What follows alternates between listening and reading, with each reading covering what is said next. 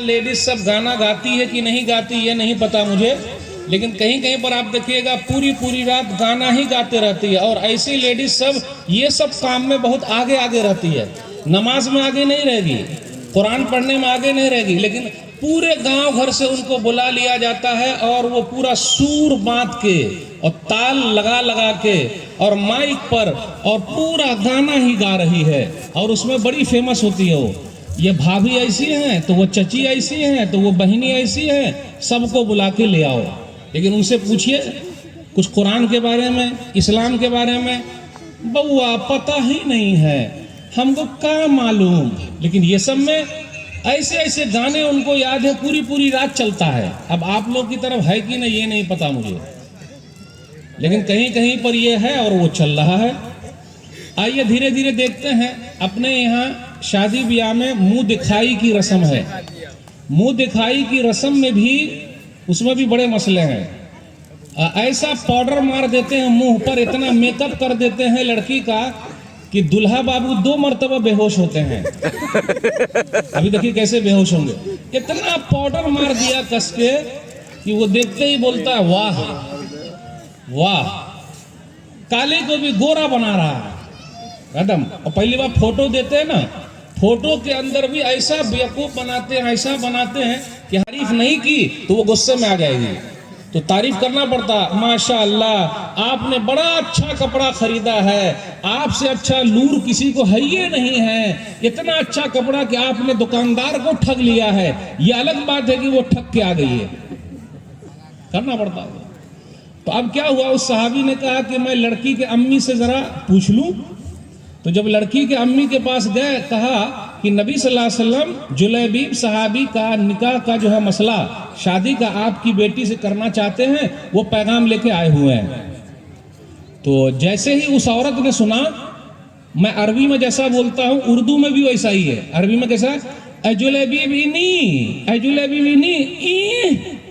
Ladies सब का भी देखिए, हम जब किसी चीज को खराब वही बहू का उस औरत ने भी ऐसे ही मुंह बनाया, जुलैबी ना जुलैबी ना जुलैबी, उससे तो मैं अपनी बेटिया की शादी नहीं करूंगी।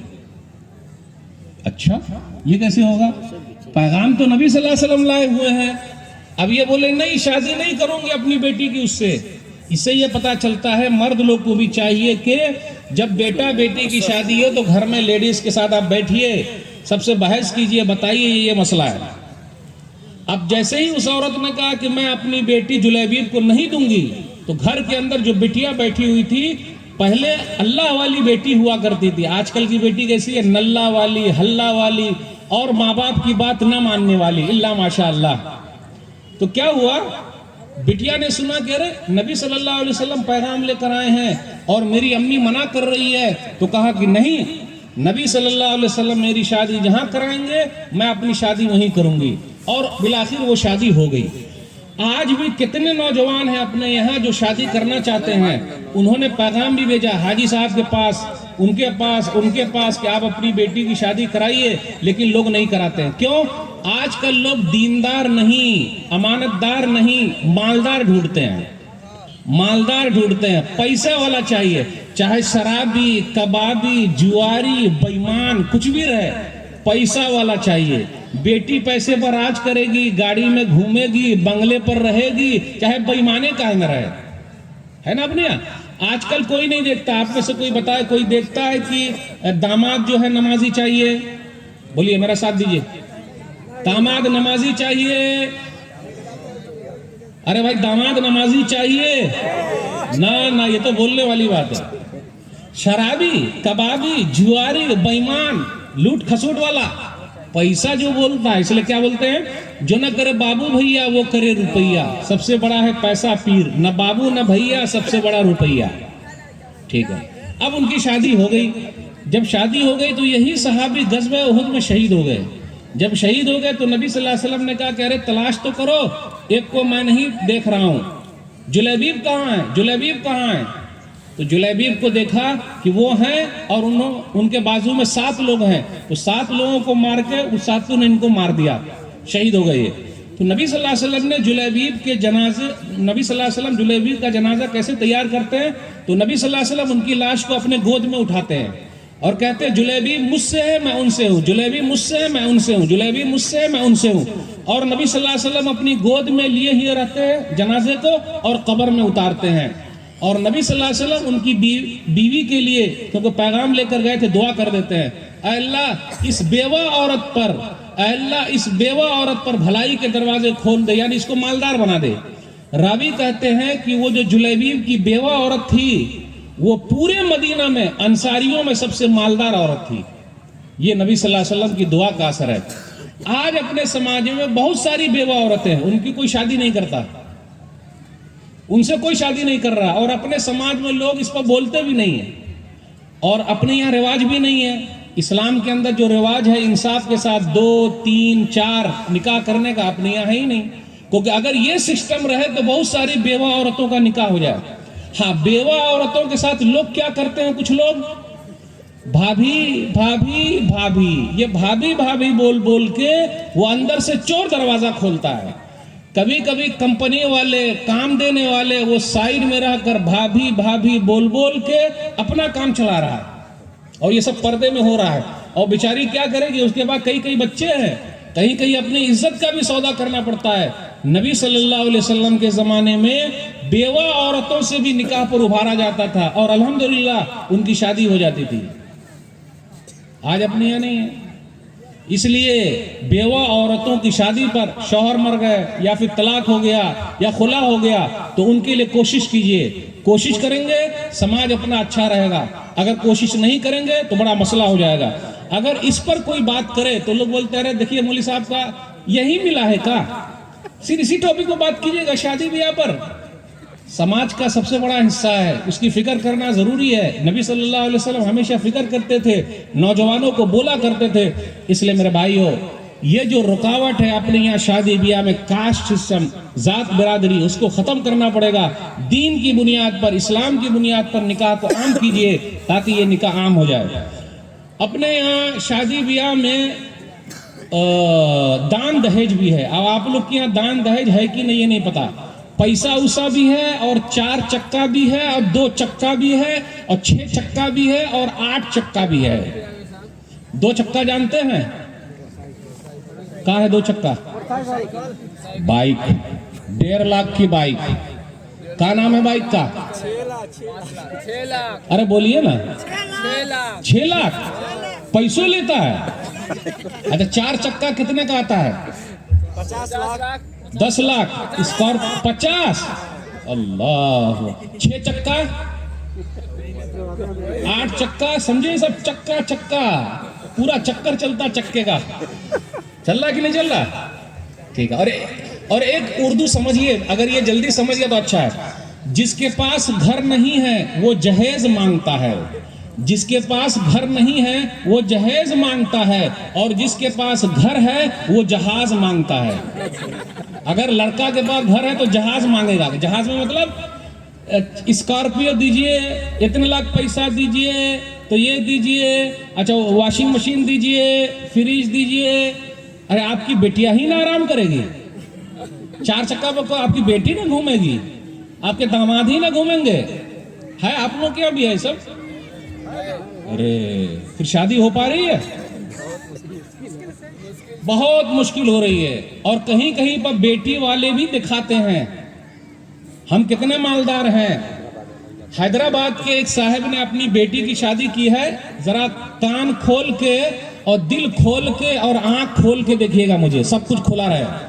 हैदराबाद के एक साहब ने अपनी बेटी की शादी की है, सिर्फ और सिर्फ 16 करोड़ रुपया खर्च किया है। नहीं आई उर्दू, नहीं आई समझ में? ये वाली उर्दू नहीं आई समझ? नहीं आई, आ गई। कितना किया है पैसा? सिर्फ और सिर्फ 16 करोड़ रुपया खर्च किया है। 16 करोड़ में कितनी गरीब बच्चियों की शादी हो जाती थी। और वही साहब के पास एक मस्जिद थी, मस्जिद के इमाम साहब 1 हफ्ता लेट हो गए, बीमार पड़ गए, तो 1 हफ्ते की तनख्वाह 5000 काटी। अच्छा आप बताइए, 6 चक्का, 8 चक्का, 6 लाख, 10 लाख, और निकाह पढ़ाने का, निकाह पढ़ाऊ नहीं, अरे निकाह पढ़ाने का है 500। मौली साहब की वैल्यू कितनी रह गई है? 500। अच्छा चलिए चलिए चलिए, दुल्हा बाबू बैल बाछे की तरह बिक रहे हैं। दुल्हा बाबू अगर डॉक्टर हैं तो कितने में खरीदिएगा? 10 लाख। इंजीनियर है तो, मौली साहब है तो फ्रीयों में कोई नहीं लेता है मौली साहब को। दुल्हा बाबू अगर मौली साहब है तो फ्री में कौन लेगा बताइए? लेते हैं लोग? नहीं लेते, इल्ला माशाअल्लाह। सही ना? तो अगर 10 लाख 15 लाख रुपया दान दहेज में ले रहा है तो निकाह पढ़ाने का कितना होना चाहिए?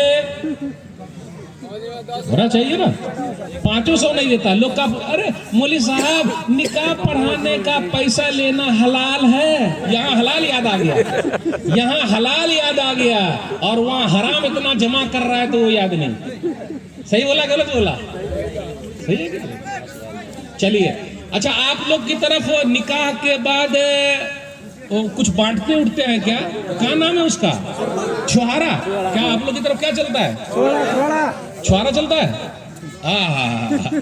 छुहारा लाता कौन है? बेटा वाला। अच्छा आप बताइए, बेटी वाले ने सब कुछ दे दिया, बेटी वाले ने कफन भी दे दिया। आज से मैं ऐलान करता हूं, बेटी वाले को चाहिए कि अपनी बेटिया के लिए कफन भी दे दे। बोलिए सही बात है कि नहीं? अरे जब सब कुछ दे दिया, पूरी बेटी दे दिया, तो अब कफन देने में क्या लगा? बेटी दुनिया से जाएगी तो हमारे ही कफन में जाएगी, तो बेटी को कफन भी दे दिया कीजिए। एक चीज और, जब सब कुछ बेटी वाले ने दे दिया तो 5 किलो छुहारा बेटी वाला नहीं दे सकता है का? ये कौन सी रस्म है भाई, छुहारा खिलाना? और छुहारा में भी अब आप लोग की तरफ क्या नहीं, एक मर्तबा लुटा देता है और सब आके उसी पर टूट पड़ता है, जैसा कि कभी खाइबे नहीं किया है। सही है ना? छुहारा कभी नहीं खाया है, छुहारा के लिए टूट पड़ता है छौरा सब। बउआ आप भी टूटे कभी? देखिए हंस रहा है, हंस रहा है। छुहारा के लिए मारपीट करता है, गाली बात देता है। और पहले जो बारात लोग जाते थे, आज बारात जाते कि नहीं पता? आप लोग की तरफ बारात जाते हैं क्या? अरे कितना बारात जाते हैं भाई? बाराती कितना जाते हैं? 200 स्कॉर्पियो गाड़ी पर, और वो भी गाड़ी का एक कलर होना चाहिए, सब गाड़ी का एक कलर रहे। और बारात में जा जाके क्या खाता पीता पता है आपको? दाल भात भरता खा के आता है।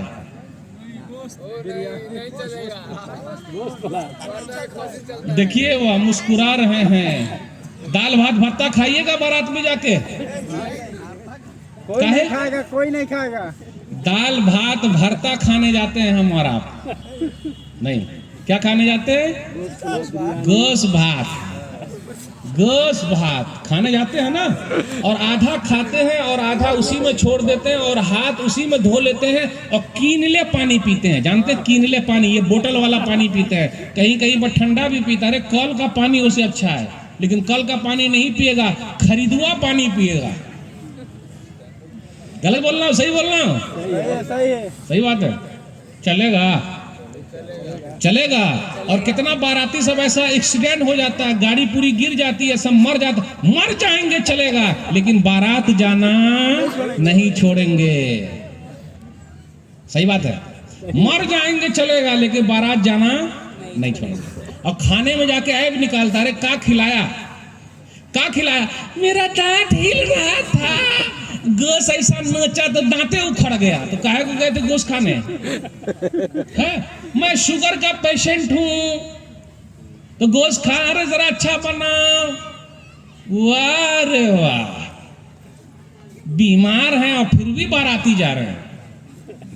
सही है, बाराती जाना अच्छा है। नबी सल्लल्लाहु अलैहि वसल्लम बारात गए थे, उम्मुल मोमिनीन आयशा रज़ियल्लाहु ताला अन्हा से निकाह किया, बारात लेके गए नहीं। नबी सल्लल्लाहु अलैहि वसल्लम ने 9 शादियां की, 11 तक गए, सब बारात लेके गए नहीं। तो हम और आप बारात लेके कहाँ जा रहे हैं?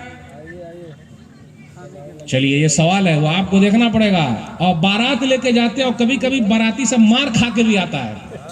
और इतना ही नहीं, जाता है बारात और अगर खाने पीने को नहीं मिला, वापस आ गया तो मार पीट, ले लाठी लठियावल खूब चलता है। यहाँ तक के कुर्सी उठा के मारते हैं एक दूसरे को, खाना नहीं मिला तो। 2-3 का दांत हाथ सब तोड़ देने का, तब पता चलेगा बाराती आता है। कैसा लगेगा? तो बोले नहीं, मेहमान है, मेहमान की इज्जत होनी चाहिए। ये मेहमान है कि बेईमान है? अपने घर पे खाना नहीं मिला खाने का, गोश्त भात, कि दूसरी जगह जाकर खाता है। ये पता नहीं कि उस बेचारे ने पैसा कहां से लाया है। हो सकता है सूद पे लाया हो, ब्याज पे लाया हो, जमीन बेच के लाया हो, और आपको खिला रहा है और आप उसकी बेइज्जती कर रहे हैं। मेहमानी में एक बात और मैं बता दूं, कितने लड़की वाले भी ना अपनी शान दिखाने के लिए, और खास तौर पर गरीब लड़की जो होती है उसके माँ बाप और ज्यादा भीख मांग मांग के, फलनमा इतना दिल के है तो हम काहे नहीं देंगे। चलो घर देख लो, एक से ले आओ चाहिए। अरे बात समझ में, भीख मांग रहा है, सबको दे रहा है, मालदार का कंपटीशन कर रहा है, चलेगा? मेरे भाइयों, ये सब क्या हो रहा है? क्या कर रहे हैं हमारा? शादी सादी कीजिए, शादी सादी सिंपल कीजिए, उसमें बरकत ही बरकत है। खैर निकाह ऐसर हो, सुनन दाऊद किताब निकाह हदीस नंबर 2117, बेहतरीन निकाह वो है जो आसानी के साथ हो जाए। आइए, मूसा अलैहिस्सलातु वस्सलाम ने भी शादी की है। कैसी शादी की है? वैसी शादी हमारे समाज में होनी चाहिए। अपने यहाँ क्या है कि लड़का वाला हमारे पास आएगा, जबकि कुरान और हदीस में यह है कि लड़की वाले भी लड़का वाले के पास जाए। मेरे पास बेटी है, मैं अपनी बेटी का निकाह आपके बेटे से करना चाहता हूं, शादी करना चाहता हूं, तैयार हो जाइए। लेकिन अपने यहाँ नहीं है। क्यों नहीं है? आइए मूसा अलैहिस्सलाम की शादी देखिए। मूसा अलैहिस्सलाम मिस्र से मदियन चले आए। जब मदियन आए तो 2 बहनों को देखा कि वो, ये कुआं होता ना, कुआं पानी निकालने का, वो बकरी को लेकर खड़ी हुई हैं। सब लोग पानी निकाल रहे हैं। जब वो लोग निकालेंगे चरवाहे तब ये जाएंगी। तो वहां जाके 2 बहनों से पूछा, मा खतबकुमा, आप दोनों यहाँ क्यों खड़ी है? सूरह कसस सूरह नंबर 28 आयत नंबर 15 से आयत नंबर 28 तक पढ़िए, 29 तक। तो दोनों बहनों ने कहा, काल तालानस के हत्ता युज़र्रिया वाबूना शेखुन कबीर, ये चरवाहे लोग जब पानी पिला लेंगे तो हम अपनी बकरी को पानी पिलाएंगे, क्योंकि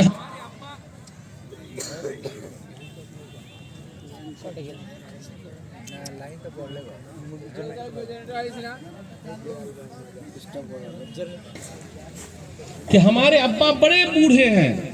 तो पहले क्या था? पहले की जो लेडीज सब घर से बाहर जाती थी, बड़ी मजबूरी में जाती थी, और आजकल की जो लेडीज है इल्ला माशाअल्लाह घर में बड़ी मजबूरी में रहती है। अच्छा नहीं लगता। बाहर आदमी कमा रहा है और सिर्फ फोन करेंगे, हेलो पैसा भेजिए ना, हेलो पैसा भेजिए ना।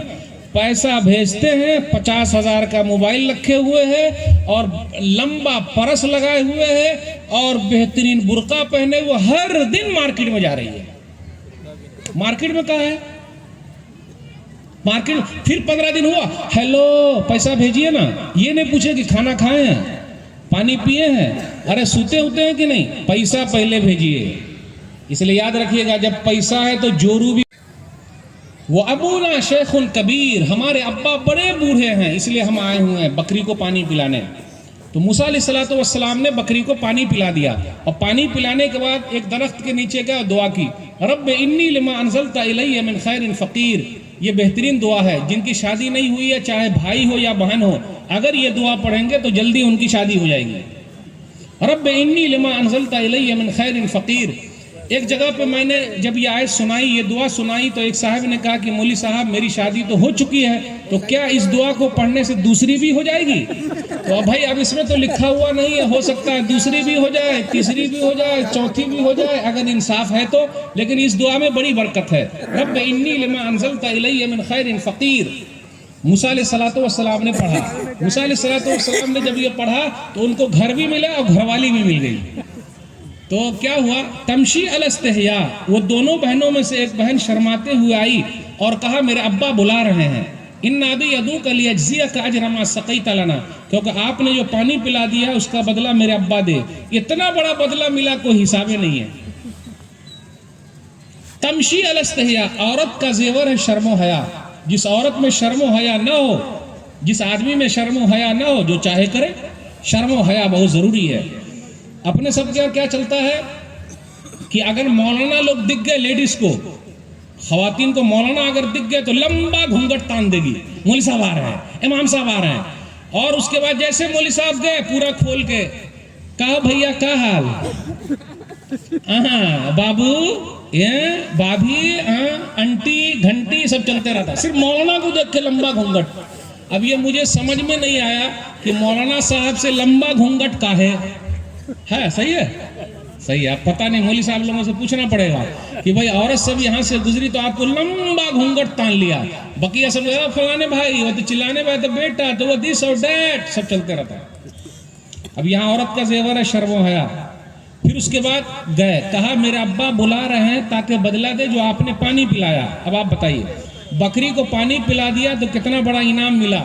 डॉक्टर साहब फ्री में दवा देते हैं क्या? बोलिए ना। डॉक्टर साहब फ्री में दवा देते हैं, इंजीनियर साहब फ्री में नक्शा बनाते हैं, मौली साहब फ्री में फतवा देते हैं। सही सही बोले आप। नहीं, मौली साहब फ्री में फतवा नहीं देते। फ्री में फतवा देते हैं, कोई मसला फ्री में बता देते हैं मौली साहब? फ्री में बोलते हैं या कुछ देना पड़ता है भाई? फ्री में बोलते हैं। रात में 2 बजे फोन करेगा, मौलाना साहब आप ऑनलाइन थे तो इसलिए मैंने मसला पूछ लिया, है ना।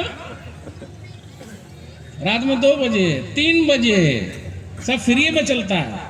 अब यहाँ देखिए मूसा अलैहिस्सलाम को कितना बड़ा इनाम मिलेगा। तो जब मूसा अलैहिस्सलाम घर पहुंचे तो कहा जाता है शुएब अलैहिस्सलाम या शुएब नामी नेक आदमी थे। उन्होंने पूरा किस्सा सुना कि मूसा ये बताइए कि आप मिस्र से मदियन आ गए, काहे आए? बोले फिरौन का मसला है वहाँ, वो मेरे कत्ल के पीछे लगा हुआ, मेरे पीछे लगा हुआ, कत्ल कर दे, मुझे पकड़ ले। तो कहा नेक आदमी ने, क़ाल ला तख़फ़ नजौत मिनल क़ौमि ज़ालिमीन, आप घबराइए नहीं, जालिम कौम से अल्लाह ने आपको निजात दे दी है। फिर उसके बाद कुछ दिनों के बाद उन्होंने कहा मैं चाहता हूँ कि अपने दोनों बेटियों में से एक बेटी का निकाह आपसे कर दूँ। यहाँ बेटी वाले खुद से बोल रहे हैं, मैं चाहता हूँ कि अपने दोनों बेटियों में से एक बेटी का निकाह आपसे कर दूँ। इसलिए जिनके पास बेटी है वो भी पहल करे, वो भी जाए बेटा वाला के पास और कहे मेरे पास बेटी है, मैं अपनी बेटी का निकाह आपके बेटे से करना चाहता हूँ। कुरान करीम की यही आयत है। तो मूसा अलैहिस्सलाम से कहा मैं चाहता हूँ कि अपने दोनों बेटियों में से एक बेटी का निकाह आपसे कर दूँ। तो क्या हुआ, मुआहिदा तय हो गया। 8 साल या 10 साल? बोले 10 साल वहां रहे। इससे पता ये चला ससुराल में भी हम और आप रह सकते हैं सास ससुर की खिदमत के लिए, लेकिन अपने यहाँ नहीं है। हम क्या समझते हैं कि मेरी माँ, मेरा बाप, मेरी बीवी खिदमत करे, तो मेरी बीवी भी चाहती है कि उनके माँ बाप की खिदमत हम करें। अगर हम और आप अपने ससुराल में चले जाएंगे 2-3 साल के लिए तो लोग कहेंगे जोरू का गुलाम हो गया, बीवी का नौकर हो गया, देखिए यही पड़ा हुआ है, दूसरे गांव वाला आते। लेकिन ऐसा नहीं है। मूसा अलैहिस्सलाम 10 साल तक ससुराल में रहे और उसके बाद अपनी बीवी को लेकर गए। तो देखा आपने, पता यह चला कि उन्होंने कभी नहीं पूछा, किसने, उनके पास तो कुछ था ही नहीं। मूसा अलैहिस्सलाम के पास क्या था? कुछ नहीं था। 1 लाख कमाते थे क्या? आजकल कितने लोग अपनी बेटी नहीं देते, पहले पूछते तेरे पास घर है क्या, 1 लाख कमा रहे हैं क्या, ये है क्या, और जात बरादरी है क्या? जात बरादरी ये भी बड़ी रुकावट है अपने, बड़ा मसला। खान पठान बड़ा मसला चल रहा है। शेख हाँ, एक जगह तो जोके हो गया। जो कैसे हो गया, वो लोग खान थे, लेकिन जब अरबी में किसी को रिक्वेस्ट यानी उनकी इज्जत देते हैं तो बोलते हैं ना शेख साहब आप कैसे हैं?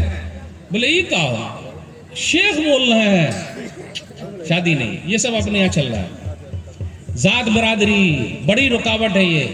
तो क्या मूसा अलैहिस्सलाम की जात बरादरी शुएब ने पूछा आप किस बरादरी से हैं, कितना कमाते हैं, पूछा कितना पैसा है? अरे न घर है न कुछ है ही नहीं है उनके पास, अपनी बेटी दे दी। और कितना बड़ा इनाम मिला, नबी बना दिए गए। इसलिए अल्लाह वाले को अपनी बेटी दीजिए। आजकल हम और आप अल्लाह वाले को नहीं देते, हल्ला वाले को देते हैं, बेईमान को देते हैं। और एक चीज और, अपने घर पे बहू लाइए अल्लाह वाली लाइए, बेईमान मत लाइए। बस 1-2 वाकया बयान करके बात खत्म करूंगा। अपने यहाँ बहू अल्लाह वाली लाइए। मैं नाम नहीं लूंगा लेकिन वाकया बता के आप लोगों को उभारना चाहता हूं। अपने घर पे बहू आलिमा लाइए, फाजिला लाइए, हाफिजा लाइए, अल्लाह वाली लाइए। आजकल बेटी को हम लोग हाफिजा नहीं बना रहे। एक बड़े मौलाना साहब हैं, उनका नाम मैं नहीं लूंगा वरना आप लोग समझ जाएंगे। उनकी बीवी 33 साल तक उनके साथ रही, उसके बाद वो दुनिया से चली गई। लेकिन उस औरत का जो कारनामा है माँ बहनों के लिए नमूना है। वो 18 पारे की हाफिजा थी, 18 पारे की। 12 पारे याद कराना महर था। ये सच्चा वाकया सुना रहा हूं, नाम नहीं लूंगा वरना मौलाना लोग पहले पहचान जाएंगे मैं किन के बारे में बात कर रहा हूं, नाम नहीं लूंगा। तो 18 पारे की वो हाफिजा थी, 12 पारे याद करा देना ये महरदैन। आजकल लोग महरदैन कितना बांध रहा लेकिन देता नहीं। पहली रात बीवी को बोलता माफ करती कि नहीं करती। अभी कितने बुजुर्ग हजरात यहाँ बैठे हुए उन्होंने अपनी बीवी को अब तक नहीं दिया है। मैं माँ बहनों से कहता हूँ घर जाके और सीधा बोलिए मेरा महरदैन लाइए। कितने लोगों का महरदैन 40 रुपया है 40 साल पहले, तो 40 रुपए का कितना होगा उतना जोर के आज का आज देना पड़ेगा। तो महरदैन 12 पारे कुरान याद करा देना। तो हाफिज साहब ने कहा क्योंकि दोनों मियाँ बीवी हाफिज, तो 12 पारे याद करा दिए, वो कुरान की हाफिजा हो गई। कुरान की हाफिजा जब हो गई और वो दुनिया से अभी गुजर गई तो लोगों ने कहा कि हाफिज साहब आप दूसरी शादी कर लीजिए। कहा दूसरी शादी फर्ज नहीं है, सुन्नत है, लेकिन मेरी पहली बीवी में जो खूबी थी अगर ऐसी खूबी वाली कोई औरत मिलेगी तो मैं कर लेता हूँ। तो नंबर 1 12 पारे मैंने याद कराया, वो 18 पारे की हाफिजा थी। नंबर 2 10 बच्चे पैदा हुए। आजकल कितने बच्चे हो रहे हैं? 1 के बाद अभी नहीं, 2 के बाद कभी नहीं, और कहीं कहीं पर ऑपरेशन करा देता है। अल्लाह न करे अगर दोनों मर जाए तो मुंह ताकते रहिए, है ना, मुंह ताकते रहिए। 10 बच्चे पैदा हुए और 10 के 10 हाफिज कुरान। मेरी उर्दू आ रही है ना समझ में आप लोगों को? लेकिन इन 10 बच्चों को हाफिज कुरान किसने बनाया? तो हाफिज साहब ने कहा मेरी बीवी घर के पूरे काम करती थी, पूरा काम करने के बाद अपने बच्चों को लेकर बैठती थी और हिफ्ज कराती थी, यहां तक के 10 को हाफिज कुरान बना दिया। बोले मैंने नहीं, मेरी बीवी ने बनाया है। और आजकल हमारी माए बहनें घर में टीवी लगी हुई है, आज हमारे घरों से 2 ही आवाज आती है, या तो टीवी की आवाज आएगी या बीवी की आवाज आएगी, तीसरी आवाज कुरान की खत्म हो गई। सीरियल देख रही है, पूरा टाइम टेबल फिक्स है, और सीरियल में अगर हीरोइन रोएगी तो ये भी रोती है, कितना गलत हो गया फलनवा के साथ, ऐसे ही रोती है आंसू बहा बहा के। जबकि उसको रोने का पैसा मिलता है, आपको रोने का पैसा कौन देगा? सीरियल में भी देख देख के रोती है, काश के कुरान को देख देख के रोती। तो क्या हुआ? 10 बच्चे 10 हाफिज कुरान। हाफिज कुरान किसने बनाया? अम्मी ने बनाया है। 10 बच्चों को पढ़ाया लिखाया, घर पे हाफिज कुरान बनाया। इतना ही नहीं, हाफिज साहब कहते हैं कि मेरी एक किताब छपी, उसको छापने के लिए पैसे नहीं थे, तो मैंने अपनी बीवी से कहा जेवर दे दीजिए। आजकल मालूम है बीवी जेवर कहाँ रखती है? मायके में कि ससुराल में? अपने अब्बा की यहाँ या इधर मायके में? क्यों? कहीं मांग न ले कोई, है ना। तो क्या हुआ, तो मैं उनसे कहा कि दे दीजिए, क्योंकि मेरे पास पैसे नहीं है, मैं ये बेच के और ऐसा करूंगा कि किताब छाप लूंगा। वो किताब भी पूरी दुनिया में मशहूर हुई। मैं उस किताब का नाम नहीं लूंगा वरना मौलाना लोग पहले जान जाएंगे मैं किसके बारे में बात कर रहा हूँ। जब किताब पूरी दुनिया में मशहूर हो गई तो मैं गया, वो कहते हैं हाफिज साहब मैं अपनी बीवी से कहा कि ये जेवर का पैसा ले लीजिए। गौर से सुनिएगा, माँ बहनों से कहता हूँ, आज ये अपने जेवर सईत के रखी हुई है, सईत के रखे हुई है। किसको देगी? 2 बदन हाथ दबाए, और जो नट्टी दबा दे तब बदन हाथ दबाए, पोता पोती नाती, हाँ उनको दे रही है। ये अल्लाह वाली ने अल्लाह के लिए दे दिया। तो जैसे जेवर का पैसा देने गए, उस औरत ने कहा कि नहीं मैं पैसा नहीं लूंगी, मैंने अल्लाह से सौदा किया, मरने के बाद मैं अल्लाह से लूंगी। भला बताइए ऐसी कोई औरत है? अल्लाह वाली। बोले 33 साल तक वो मेरे साथ रहे, लेकिन कभी नहीं कहा फलाने कलर का कपड़ा लाइए तो वो कलर का कपड़ा लाइए। ऐसा कहे लिया है। आजकल अगर मर्द घर पे कपड़ा लेकर आता है तो फौरन यही कलर पसंद आया, कैसा उठा के ले आए हैं, बुद्धू वो कहीं के। तो कभी कभी क्या होता, आदमी भी बुद्धू है। वो कैसे बुद्धू है? जब बच्चा रहता है तो माँ बाप कहते रहे बुद्धू कहीं का, पगला, दिमाग है क्या तेरे पास? और जब शादी हो जाती है तो बीवी कहते कहाँ पागल के सर अम्मी ने अब्बा ने लगा दिया।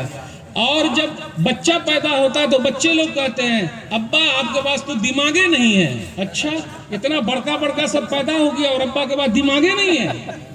चल ही रहा अपने समाज में। इसलिए मेरे भाइयों, अपने घर पे बहू दीनदार लाइए, अल्लाह वाली लाइए। माल वाली लाइएगा तो सर पे चढ़ के बैठेगी। अब चलिए एक बात हम पूछ लेते हैं, अगर हमारी बीवी ये कहे कि ये सोफा सेट जिस पर आप बैठे हुए मेरे अब्बा का है, कैसा लगेगा सुनकर? जिस गिलास में आप पानी पी रहे हैं मेरे अब्बा का है, कैसा लगेगा सुनकर? अच्छा लगेगा ना? फिर वही बात, अच्छा कहीं नहीं लगेगा। जिस फ्रिज का ठंडा पानी पी रहे हैं मेरे अब्बा का है, बोलिएगा ज्यादा नहीं, नट्टी दबा देंगे सीधा, राख लगा के जुबान बाहर कर लेंगे। बहुत बोलते हैं मेरा है, मेरे अब्बा का है, पलंग मेरे अब्बा का है। कितना अच्छा लग रहा है सुनने में? नहीं अच्छा नहीं लग रहा? अरे अच्छा है ना? मेरे अब्बा का है, कुर्सी मेरे अब्बा का है, पलंग मेरे अब्बा का है, गाड़ी मेरे अब्बा की है। अच्छा लग रहा है? कितने बेगैरत हो गए हमारा। लोग बोलते हैं अरे मौलवी साहब खुश रजाई है, हमने थोड़े ना मांगा है। दान दहेज का गेट भी बंद कीजिए और दान दहेज का दरवाजा बंद करने के साथ खिड़की भी बंद कर दीजिए। मतलब अरे बेटी वाले से हमने मांगा, उसने खुद ही दे दिया। अच्छा खुद ही दे दिया, काहे देगा? आप फकीर हैं, भिखारी हैं, आपके पास पैसे नहीं है, हमारे पास पैसे नहीं है। वो बहू नहीं, मेरी बेटी हो गई, अब मैं खरीद के लाऊंगा। तैयार हैं बाराती जाने के लिए? बाराती जाना छोड़िएगा। कितने लोग साथ दे रहे हैं भाई? बाराती जाना छोड़िएगा। एक दो हो कैमरामैन, ये भैया जरा घुमाइए ना, ये लोग बाराती नहीं जाएंगे, घुमाइए जरा, हथवा उठाइए, अरे हथवा उठाइए। देखिए ये लोग आज तकरीर में सीख के जा रहे हैं, बाराती नहीं जाएंगे। सुभान अल्लाह। ये सबकी फोटो ले लीजिएगा, एगो नामो लिख लीजिएगा। इंशाअल्लाह बोलिए भाई, इंशाअल्लाह साथ दीजिए तब खत्म होगा।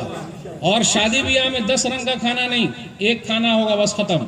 और जिसने डीजे बजाया, गलत काम किया, उसका निकाह नहीं, मौलवी साहब नहीं पढ़ाएंगे, चाहे जो हो जाए। सही होगा? जब तक ऐसा नहीं कीजिएगा कुछ नहीं हो सकता है। इसलिए मेरे भाइयों, शादी ब्याह में बहुत सारी गलत रस्में हैं, वो सबको छोड़ना बहुत ज़रूरी है।